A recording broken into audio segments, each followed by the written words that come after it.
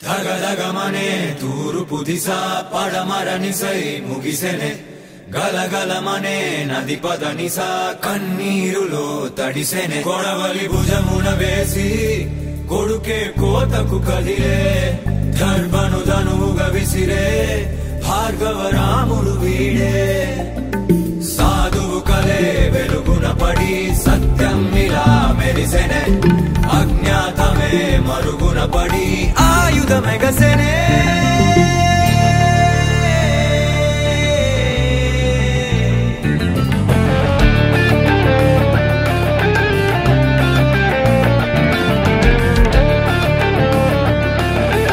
సుమారుగా 40,000 కోట్ల రూపాయల భూమిని దోచుకుంది.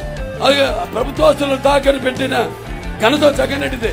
25,000 కోట్ల రూపాయలకు విశాఖపట్నం తాకట్టు.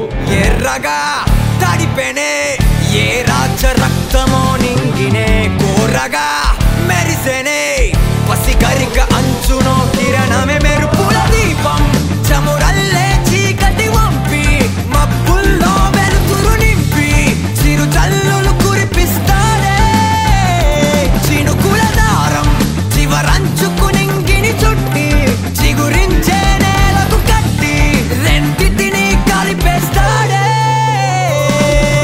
ల్యాండ్ టైటిలింగ్ యాక్ట్ అని తీసుకొచ్చాడు. తస్మాత్ జాగ్రత్త. మీనంతా కూడా గిరిజన సోదర అందరూ కూడా నేను హెచ్చరిస్తున్నాను. అంటే ఈ యొక్క పేద ఏదైతే పోడు వ్యవసాయం చేసుకుంటున్నారో మీ పాస్బుక్లను తన దగ్గర పెట్టుకుంటాడు. ఆంధ్ర రాష్ట్రం బొమ్మండదు దాని మీద తన బొమ్మ వేసుకుంటాడు, తన దగ్గర పెట్టుకుంటాడు, అప్పులు చేస్తాడు దాని మీద. రేపలో మన అవసరాల కోసం మన భూమి మీద మనం అప్పు చేయాలనుకుంటే ఆల్రెడీ మన ముందుగానే మన పేరు మీద అప్పులు చేసేసి ఉంటాయి.